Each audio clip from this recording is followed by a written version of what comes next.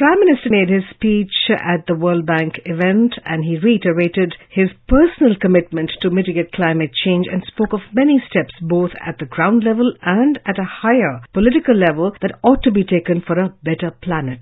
The event was a World Bank event to ponder over the impact of behavior change on climate change. We have with us Mr. Mukul, an environmentalist, to speak with us. I'm Lalima Aneja. Namaskar, sir, and welcome to the show. Namaskar. So we know that the Honorable Prime Minister has candidly admitted that the issue of climate change is close to his heart. He spoke of many baby steps. What are you to make of this, that the fact that Prime Minister is so passionate about these small steps and big steps to mitigate climate change, and he always calls it a mass movement? Yes, he's made very important points.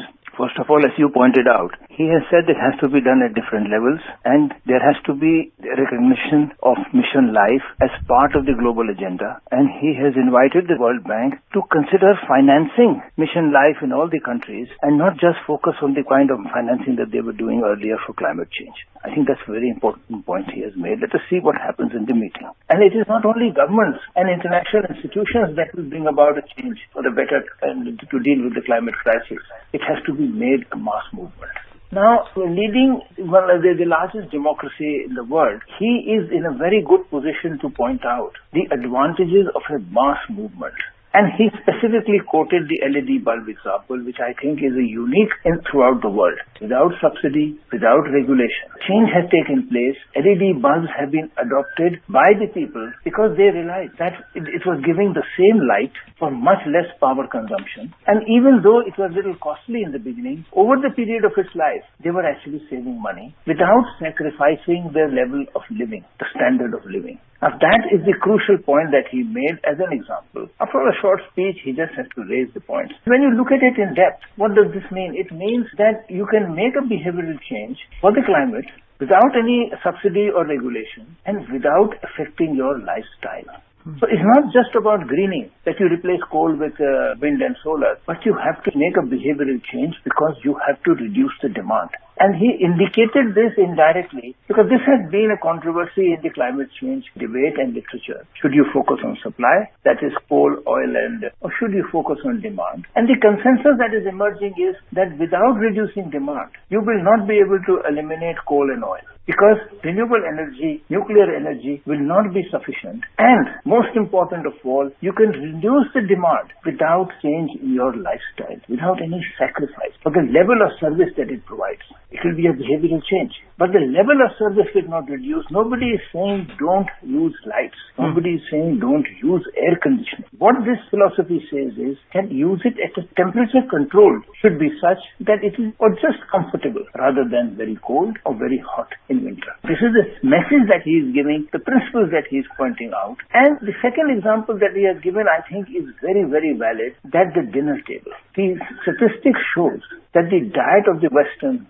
particularly in the United States, is very rich in meat. It is more than 3 or 4 times the recommendation of the WHO of a healthy diet, and half of that is wasted. And the beef and the meat that they eat is not range-fed, it is stall-fed. A lot of the grain that is produced goes to feeding animals, which is then converted into meat, which comes into table, and half of that is wasted. The other aspect of the dining table is in the West, that they prefer, because of their wealth or because of the way they organize their system, they prefer products throughout the world. Throughout the world, they will expect apples, strawberries, bananas, guavas, oranges to be available. It requires a lot of energy for transportation, it requires a lot of energy for preservation, air conditioning, and a lot of it is wasted. As against that, we are not eating meat to that degree. We are relying on local produce, seasonal produce. So we are just as comfortable. We have just the same kind of minerals and vitamins and nourishment. But it is a matter of our behavior or the way we look at things.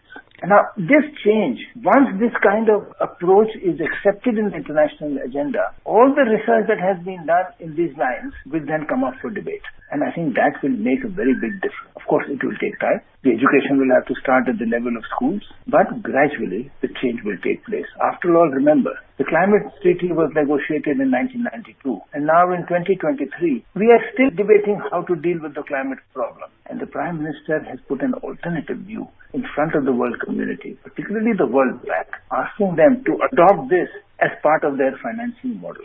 Yes, you were absolutely bang on when you said that if we have to reduce a product, we have to reduce the demand. So, and for that, we need to give people an alternative, as is the example of the LED light. If you don't want to use high-powered lights, use LED lights. Similarly, if you don't want people to use too much of petrol and diesel, all these fossil fuels, then there is renewable energy. And the fact that we have a separate ministry for renewable energy speaks a lot about it. Also, the fact that in the various budgets, in the last two budgets especially, a lot of incentive has been given to the industry and people for electric vehicles, and the sales have gone up. So all these are facts that they prove that we are walking the talk, that the Honorable Prime Minister is walking the talk. And also, sir, the fact that we have an international solar alliance, and the Prime Minister took a lead for more than 100 countries around the equator to join in to take advantage of the Surya Devta solar energy. All these are examples. In fact, I would say that traditionally Indian systems have always been environment friendly. When you talked of meat, of course, we are more sattvic lifestyle.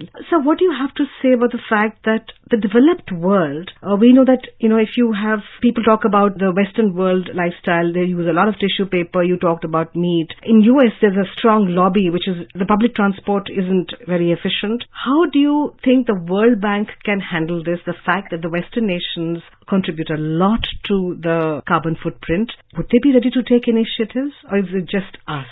The Prime Minister has instituted new policies within the country. Ethanol is being blended in petrol. Electric vehicles have become very popular. The Solar Alliance is there. Now, it is only when you have done this at home that you are taking seriously abroad. So that is one major issue that we need to recognize. Now comes the question of how to persuade the World Bank and the developed countries, because they are the major financiers, to adopt this change. It is going to take a long time. I think the Prime Minister is aware of it, because he made the point that I first raised this in the United Nations General Assembly in 2015. In 2015, my estimate is that we were not taken very seriously. The Prime Minister made this point.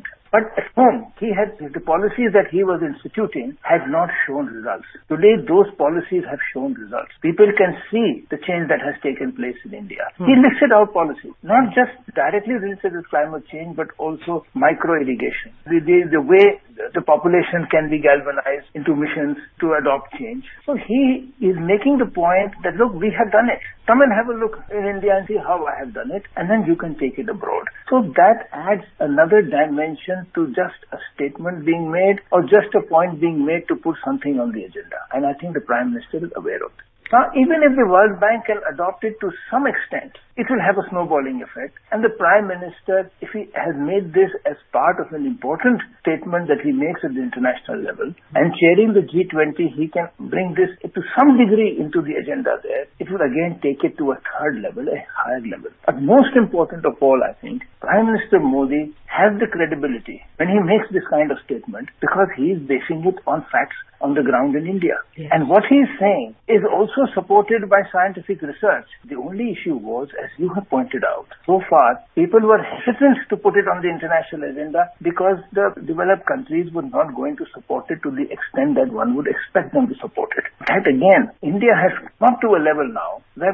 India can tell the developed countries that, look, don't preach to me. Let us look at an agenda that has worked and that can work for you and work for me. And instead of seeing the climate negotiations as something adversarial of us against you, let us look at the climate negotiations or climate discussions as something cooperative, where we learn from each other's experience. I think that is the most important message that will come out of what the Prime Minister has pushed. It could mark a change in the way the world looks at climate change, not in terms of we versus them, but in terms of people sharing experience around an idea that is relevant for everybody. Well, moving on, sir, how do you think that global institutions, the Honorable Prime Minister said that he expects the World Bank to increase climate finance from 26% to 35%. Do you think it's possible? Because as we all know, World Bank, the perception is they have a soft corner for the Western nations. Are we raring to go? Here is the problem created by the West And the West is saying that the solution lies in the developing countries because they are now going to use more and more energy.